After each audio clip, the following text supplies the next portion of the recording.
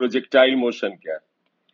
Projectile motion is to dimensional motion होता है, 2D motion होता है। जैसे ये पेन है बेटा, अगर इस पेन को मैं ऐसे फेंक दूं, suppose this pen is here और we are projected like this, तो आप देखिएगा जब ये पेन इस तरह से आगे बढ़ रहा होगा तो आप देखें एक्स एक्सिस पे वैल्यूज चेंज हो रही हैं, एज वेल एज देखिएगा वाई एक्सिस पे भी वैल्यूज बदल रही हैं।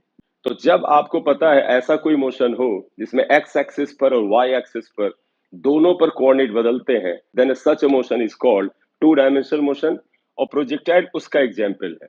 प्रोजेक्टाइल में जब भी आप उसको ऑब्जर्व करें तो पार्टिकल जब इस तरह से जा रहा है तो उसका एक्स एक्सिस की जो मेजरमेंट है उनको अलग से डील करें और वाई एक्सिस के मेजरमेंट को अलग से डील करेंगे। देखिएगा प्रोजेक्टाइल मोशन का सबसे सिंपल एग्जांपल होता है कि पार्टिकल को आप जमीन से फेंकते हैं और वो ग्राउंड लेवल पे ही जाके टकराता है। प्रोजेक्टाइल के मैं तुम्हें दो तीन कंसेप्ट बता रहा हूं। कंसेप्ट वन, पहला कंसेप्ट बेटा इसका ये है कि आप देखिए जब प्रोजेक्टाइल को आप हवा में फेंकते हैं तो एक्सेलरेशन केवल ड्यू टू ग्रेविटी है और ये एक्सेलरेशन केवल वाई एक्सिस पे काम करता है, और इस दौरान एक्स एक्सिस पे कोई क्या एक्सेलरेशन है नहीं है बेटा। तो प्रोजेक्टाइल का पहला कंसेप्ट ये बना कि acceleration is only along y axis पे ही एक्सेलरेशन है। और आपको पता है बेटा एक्सेलरेशन का रूल क्या होता है? एक्सेलरेशन का काम है पार्टिकल की वेलोसिटी को या तो बढ़ाना या तो घटाना। तो ये जब वाई एक्सिस पे ही एक्सेलरेशन है तो इस प्रोजेक्टाइल की अगर वेलोसिटी u है, इसका आप एक कंपोनेंट ux कर दें, और अगर एंगल थीटा है तो ये u cos थीटा हो जाएगा, और अगर इसका एक y component u sin theta कर दें तो आप एक बात तो समझ गए होंगे क्या? क्योंकि y एक्सिस पे ही एक्सेलरेशन है तो पूरी की पूरी जर्नी में केवल y कंपोनेंट ऑफ वेलोसिटी है वो बदलेगा, x कंपोनेंट ऑफ वेलोसिटी पूरी जर्नी में वही का वही बना रहेगा। तो पहला कंसेप्ट क्या बना? Only y component of velocity changes, केवल बेटा y कंपोनेंट बदलता है। Since ax equal to zero, बेटा देखिए x एक्सिस पे एक्सेलरेशन जीरो है, देयरफॉर बेटा x component does not change. Even does not change का बेटे मतलब समझिएगा पूरी जर्नी में नहीं बदलता है। मतलब ये अगर x कंपोनेंट इसका ux इस जगह है तो जब पार्टिकल यहां पहुंचेगा यहां पर भी इसकी वेलोसिटी बेटा अगर मैं vx लिखूं तो ux के बराबर ही बना रहेगा, यानी u cos थीटा ही रहेगा। पार्टिकल यहां जाए इसकी वेलोसिटी निश्चित रूप से बदल जाएगी, लेकिन बेटा इसका x कंपोनेंट जो होगा v डैश x ये अभी भी ux ही बना रहेगा। इवन आप यहां पार्टिकल ले लें तो अगर आप यहाँ पर वेलोसिटी इसका u डैश ले लें या u डबल डैश ले लें, जो भी आप सिंबल लेना चाहें, तो इसका x component u dash x जो होगा बेटा वो ux ही बना रहेगा। तो प्रोजेक्टाइल का बेटा ये जो पार्ट है ये काफी इंपॉर्टेंट है कि during the entire motion x component of velocity जो होता है नॉट चेंजिंग, वो लगातार सेम बना रहता है, उसमें कोई चेंज नहीं होता है। कंसेप्ट टू, बेटा अगर ये याद रख लोगे, ये कंसेप्ट आप ध्यान रखें, ये तो खैर सपोर्टिंग हो गया, तो दिख रहा है कि यार एक्सेलरेशन है वाई एक्सिस पे तो चीजें चेंज होंगी, लेकिन इसे ध्यान रखना बड़ा जरूरी है, यानी जो यूएक्स है ये हमेशा सेम या कांस्टेंट बना रहेगा, ये ध्यान रखें। ये वाला बेटा जो कंसेप्ट वो ये है, apply equations of motion v equal to u plus at, s equal to ut plus half at square है, and v square equal to u square plus 2as है। ये जो तीन इक्वेशंस है इनका एप्लीकेशन बेटा आप क्या करो, x axis and y axis पर सेपरेटली करें। आपको केवल और केवल इन इक्वेशंस को सावधानी बरतते हुए x एक्सिस पर और y एक्सिस पर अगर आप सेपरेटली करना सीखने लगेंगे तो आपके प्रोजेक्टाइल के जो सवाल है बड़ी आसानी से उठने लगेंगे। देखिएगा, there is a projectile projected with initial velocity u at angle theta with the horizontal, it goes and strikes to the end o dash at the same level, और इसकी जर्नी यहां पे जाके खत्म हो जाती है, ये o है। हमसे ये पूछा गया what is time of flight? Time of flight, what is the definition of time of flight? Time till which it remains in air. तो टाइम ऑफ फ्लाइट का मतलब होता है जब तक वो बॉडी हवा में रही, तो हवा में बॉडी बेटा ओ से ओ डैश तक रही थी, इसलिए आप इसे टाइम ऑफ फ्लाइट कहेंगे। हाउ टू गेट इट, आप देखें इसे कैसे पाते हैं। इक्वेशन आप यूज करिएगा h equal to u t plus half g t square का। तो आप कहेंगे इस इक्वेशन को हमने क्यों लिया बेटा, आप जरा देखिएगा। टाइम निकालने के लिए हमारे पास दो ही इक्वेशन है, एक है बेटा v equal to u plus a t और एक है बेटा s equal to u t plus half g t square. हम वो वाली इक्वेशन ले रहे हैं जिसमें h है। रीजन क्या है, जब पार्टिकल बेटा देखिएगा यहां से जाएगा और इस जगह पे गिरेगा तो y एक्सिस पर इसका ये जो डिस्प्लेसमेंट है ये जीरो हो जाएगा। ये बात ना समझे, मैं फिर से रिलेट करा दूं। पार्टिकल यहां से चला, यहां टकराया, इस दौरान उसने एक्स एक्सिस पे इतनी दूरी तय की, लेकिन वाई एक्सिस पे देखो, ये वाई एक्सिस आप नोट करें, इस पे इसकी दूरी जीरो है। क्यों? जमीन पे था, जमीन पे ही पड़ा हुआ है, यानी वाई एक्सिस पे डिस्प्लेसमेंट क्या है, जीरो है। तो आप यहां लगाइए, कहां से कहां तक लगाएंगे, from o to o dash, यानी हम इस इक्वेशन को अप्लाई कर रहे हैं इस स्थान से स्थान तक। किस एक्सिस पे लगा रहे हैं बेटा, वाई एक्सिस पर। जब पार्टिकल ओ से ओ डैश पर गया तो वाई एक्सिस पे इसका डिस्प्लेसमेंट क्या हुआ, जीरो। क्योंकि वो जमीन पे था, जमीन पे आ गया, जीरो। यू क्या होगा, it is initial velocity along y axis, और initial velocity along y axis को हमने यू वाई से डिनोट किया। टी इज द टाइम, इसको हम कैपिटल टी से लिख रहे हैं, ये लिख दीजिएगा, प्लस हाफ। साइन रूल के अकॉर्डिंग जी माइनस होगा, आपको पता है जी नीचे की तरफ है, माइनस होगा। क्या साइन रूल ले रहे हैं, मैं बता रहा हूं, जरा अप्लाई कर दें। माइनस जी इंटू टी स्क्वायर है। बेटे साइन रूल एक ही लेते हैं और वही लोगे तो अच्छा रहेगा। क्या? तो आप देखिए, अगर इसे ओरिजिन मान लें, किसी भी वेक्टर क्वांटिटी की डायरेक्शन अपवर्ड है तो प्लस है, अगर उसकी डायरेक्शन डाउनवर्ड है तो माइनस है। जी देखो बेटा, डाउनवर्ड है तो ये माइनस होना चाहिए। अगर कोई क्वांटिटी राइट साइड में है तो प्लस है, जैसे ये यूएक्स राइट साइड में है तो इसे हम प्लस से लेंगे, और अगर कोई क्वांटिटी लेफ्ट साइड में होती तो उसे हम माइनस लेते। तो साइन रूल बिल्कुल सिंपल सा कोऑर्डिनेट जैसा रखते हैं। जिस वेक्टर क्वांटिटी को हमें कंसीडर करके चलना है वो अगर ऊपर है तो प्लस, नीचे माइनस, दाहिनी तरफ प्लस और बाईं तरफ माइनस, ये ले रहे हैं।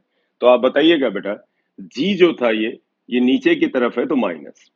यू आई, अगर आप इसमें ऐसा करिएगा बेटा, यू आई की ये वैल्यू शुरू में मत रखिए, क्योंकि यू आई के साथ भी इसका आंसर काफी इंपॉर्टेंट होता है।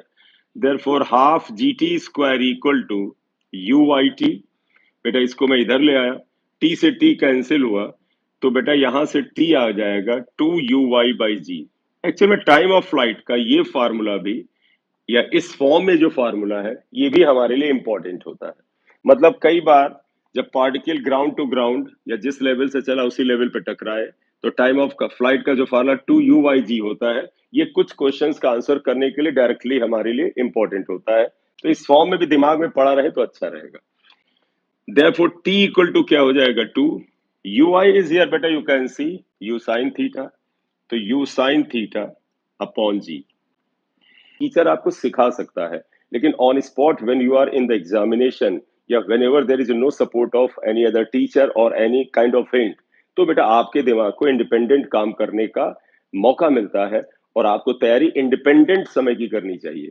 मतलब whenever there is no support, then in what way you can use your mind in such a way that you can, या your brain strikes the point where the solution was, मतलब उसी जगह पे दिमाग आपका जाए जहां पर हम पिक करके क्वेश्चन को उठा के राइट डायरेक्शन में जाते।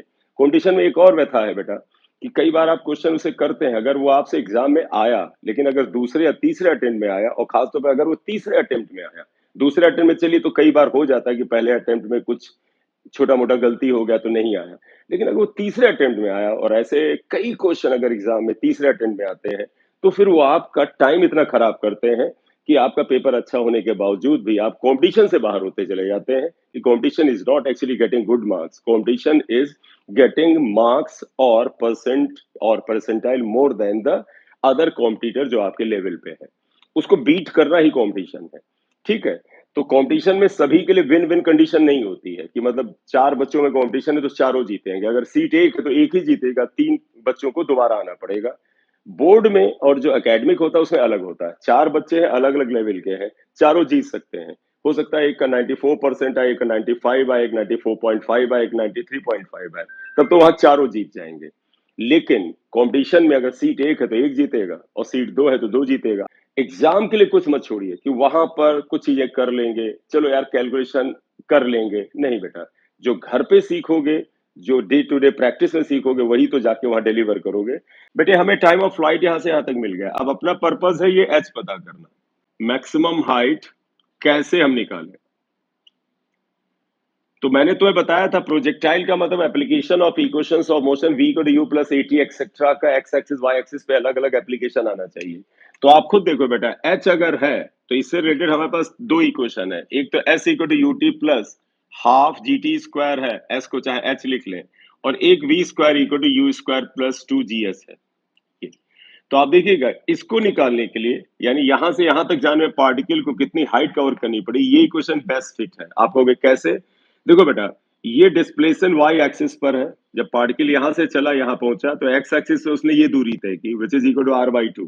लेकिन जब यहां पहुंचा उसने वाई एक्सिस पे ये दूरी तय की।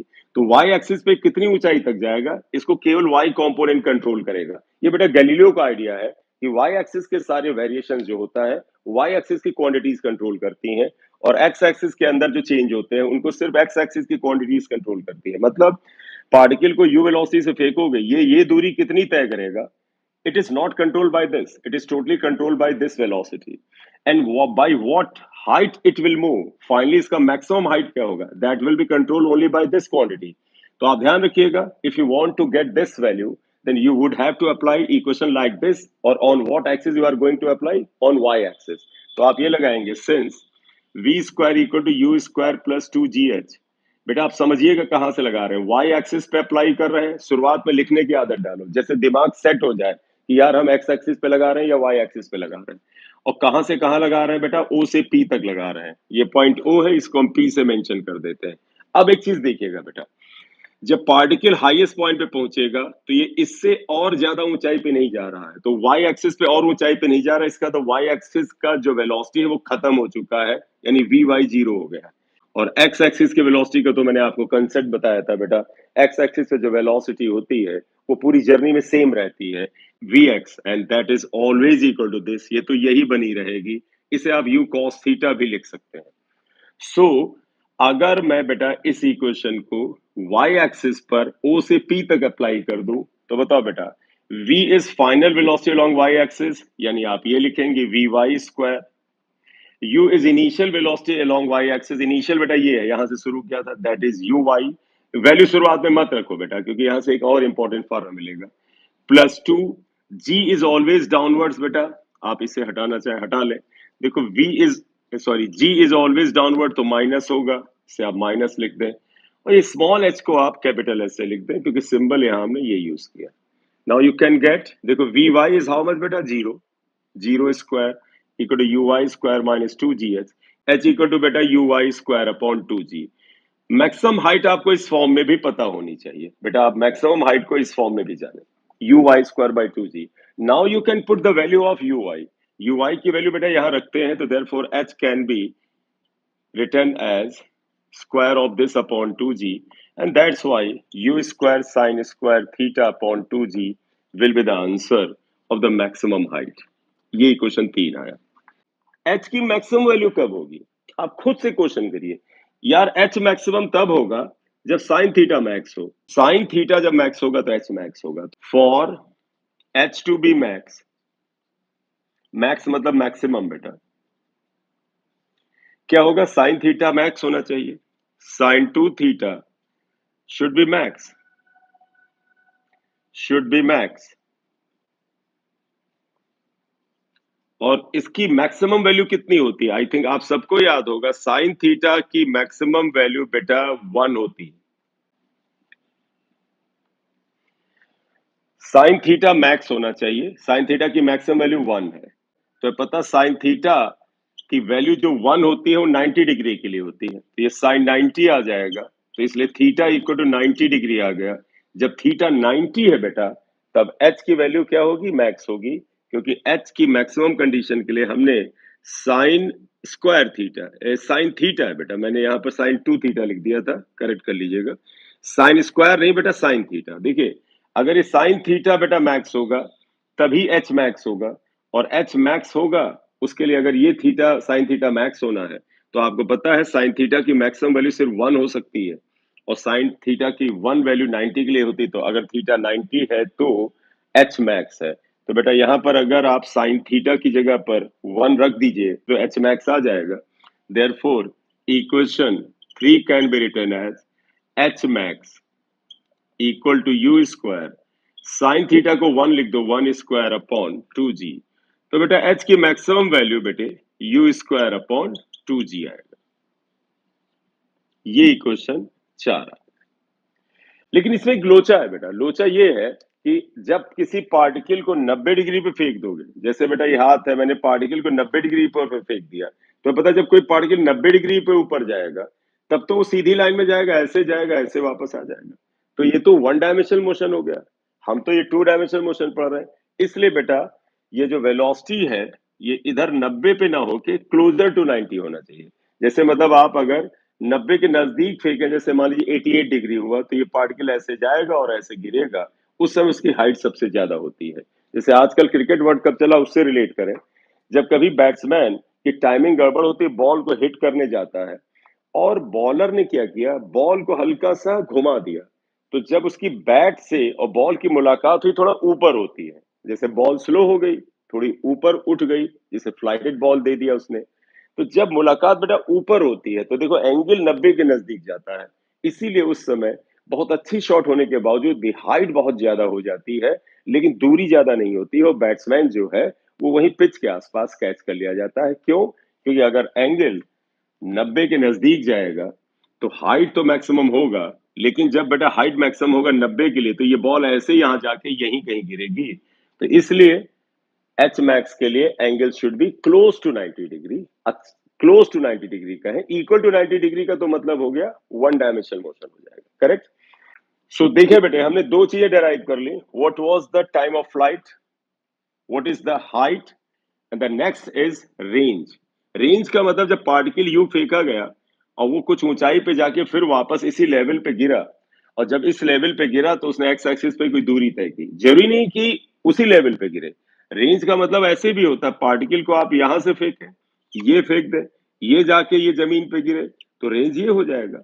Range is actually horizontal displacement from the initial position and final position. अब आप ये कहोगे सर ये तो ये डिस्प्लेसमेंट हुआ, बेटा ये डिस्प्लेसमेंट हुआ, मैंने हॉरिजॉन्टल बोला।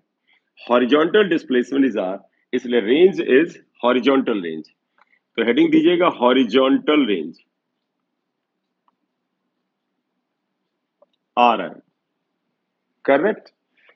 कैसे निकालें बेटा? एक चीज ध्यान रखो, इस चैप्टर का सबसे या इस टॉपिक का सबसे अच्छा कंसेप्ट क्या था? एक्सेलरेशन एक्स एक्सिस पे तो है ही नहीं, ए एक्स जीरो है। और जब बेटा एक्स एक्सिस पे एक्सेलरेशन नहीं, तो एक्स एक्सिस की जो वेलोसिटी यू एक्स है ये बदलेगी ही नहीं। और जब बेटा इस डायरेक्शन में वेलोसिटी बदलेगी नहीं, तो फिर बड़ा सिंपल है बेटा, डिस्प्लेसमेंट इक्वल टू क्या होता है? Velocity into time. तो आप सीधे ये फॉर्मूला लगा लीजिएगा, horizontal displacement equal to horizontal velocity into time. Horizontal velocity u x है, देखें ये है। टाइम आप निकाल चुके हैं, बताइएगा। टाइम स्केलर है बेटा, जो यहां से यहां तक जाने का टाइम लगा था वही लिख दीजिए यहां पर है, that was 2uy/g। So range is here actually 2ux uy/g। आप यकीन माने ये जो फॉर्म है रेंज का, इसका भी अपने आप में इस्तेमाल है। कई बार बच्चा रेंज का जो अभी इसका मैं होता है ना सिंप्लीफाइड फॉर्म लाऊंगा, उसको याद रखता है, तो फिर वो क्वेश्चन या वो कैलकुलेशन, वो रीजनिंग का क्वेश्चन जो इससे आंसर होगा, वो दिमाग में स्ट्राइक ही नहीं करता है। तो आप इस पड़ाव से जरूर गुजरें, मतलब आपके मन में आए कि इस तरह का भी कोई फार्मूला आता है, और यूएक्स और यूआई में पता होने से कुछ खास तरह के क्वेश्चन की रीजनिंग बड़ी अच्छे से आंसर होती है। अब आपको सिंप्लीफाई करना है, तो इसमें आइए लगाइए बेटा, सिंप्लीफाई करते हैं। तो बेटे आपने ये नोट कर लिया होगा। आप ऐसा करो बेटा, यूएक्स की वैल्यू यहां डालिए, यहीं से सिंप्लीफाई करते हैं। देखो R equal to 2, u x is u cos theta, u i is u sine theta upon g. अब इसको आप कैलकुलेशन में ले लीजिएगा, आर इक्वल टू, बेटा देखो यू स्क्वायर को अलग ले आइए, u square 2 sine theta cos theta upon g. आप सबको ध्यान होगा बेटा, 2 sine theta cos theta sine 2 theta का फार्मूला है, तो आपको याद होगा साइन 2 थीटा इक्वल टू होता है 2 साइन थीटा कॉस थीटा। तो आप 2 साइन थीटा कॉस थीटा को साइन 2 थीटा कर सकते हैं, तो आपका रेंज का फार्मूला हो जाएगा u square sine 2 theta upon g. ये हमने अप्लाई किया। रेंज का ये फार्मूला भी बच्चों के काम आता है, लेकिन मैंने पहले भी बताया, मैं फिर बताऊं बेटा, ये जो फार्मूले आए हैं तीन, एच का फार्मूला जो आया है टाइम ऑफ फ्लाइट का जो फार्मूला आया है और जो रेंज का फार्मूला आया है बेटा, ये तभी इस फॉर्म में एप्लीकेबल है, मतलब इस तरह से या इस तरह से ये तभी एप्लीकेबल है जब प्रोजेक्टाइल जिस लेवल था उसी लेवल पे गिरे। अदरवाइज रेंज का फार्मूला बेटा फिर ये नहीं है, रेंज का फार्मूला यूएक्स इंटू टी। तो मैं एक्चुअली इसी पे इंसिस्ट करना चाहता हूँ कि रेंज का ये फाइनल फार्मूले जो है ये बहुत ही लिमिटेड दायरे में हमारे लिए काम आएंगे, ठीक है। For r to be max, अगर आप चाहते हैं कि आर मैक्सिमम हो तो फिर वही बात है बेटा, साइन टू थीटा मैक्स होना चाहिए, साइन टू थीटा मैक्स होना चाहिए। और साइन टू थीटा की मैक्सिमम वैल्यू 1 है। हर साइन के किसी भी एंगल की बेटा वैल्यू 1 से ज्यादा नहीं हो सकती, करेक्ट। तो इसलिए बेटा sine two theta is equal to sine 90 होगा। तो टू थीटा इक्वल टू 90 आया, देखो टू थीटा इक्वल टू 90, इसलिए थीटा इक्वल टू 45 डिग्री आया। तो इसका क्या मतलब बना? इसका मतलब ये बना कि जब आप प्रोजेक्टाइल को 45 डिग्री पे फेंक देंगे तो उस समय वो सबसे ज्यादा दूरी एक्स एक्सिस पे कवर करेगा। यानी if it is projected with angle या at angle 45 degree then it will cover maximum distance. यही कारण है क्या है बेटा, जब कभी क्रिकेट में देखिएगा आपका बैट का फ्लो ऐसे जाता है कि बॉल लगभग 45 डिग्री या 50 डिग्री, यही 45 के आसपास के डिग्री पे जाए तो आपकी बॉल काफी दूर जाती है, आपको 6 मिलता है। क्यों? जब 45 के आसपास का एंगल जाता है तो उस समय रेंज सबसे ज्यादा होता है, करेक्ट बेटा। ये 45 डिग्री वैल्यू अगर इस जगह पे रख दें या 90 डिग्री सीधे, या सॉरी ऐसा करें 1 सीधे रख दें, क्योंकि साइन टू थीटा को 1 लिख दीजिएगा तो आर मैक्स आ जाएगा। तो आप बताइएगा आर मैक्स कैसे निकाला जाए? Putting value 1 in at this place. तो देयरफॉर इक्वेशन स्टार क्या होता है, r equal to u square, आप इस स्थान पे बेटा 1 रख दीजिएगा, इंटू 1 अपॉन जी। तो R equal to u square by g होता है, यह है। आज की इस लेक्चर में बेटा इतना ही सी छोटी सी बात करनी थी, क्योंकि मैंने बड़ी बेसिक लेवल की यहाँ पर बात आपको बताई कि कैसे प्रोजेक्टाइल की प्रॉब्लम को कंसेप्चुअली लेकर चलते हैं और कैसे जब आप इसको time of flight, horizontal range वगैरह को अप्लाई करते हैं तो इसके जो कंसेप्ट है कि एक्स एक्सिस पे वेलोसिटी बदलती नहीं है, वाई एक्सिस पे सिर्फ बदलती है, क्योंकि एक्सेलरेशन सिर्फ वाई एक्सिस पे होता है। और अगर आप इस थॉट को दिमाग में लेके चलते हैं तो आसानी से प्रॉब्लम हो जाती है और आपका कंसेप्ट भी स्ट्रेंथन अप होता है, आप कॉन्फिडेंस भी फील करते हैं। इस वीडियो में बेटा इतनी ही बात करेंगे, आगे लाइव वीडियो का जब आपके साथ शेयर करेंगे तो उससे पहले नोटिफिकेशन आपको भेजेंगे। अगर आप इस चैनल पे नए हैं तो इसे सब्सक्राइब कर लीजिएगा, लाइक कर दीजिएगा। This is M Singh sir here. Thank you very much.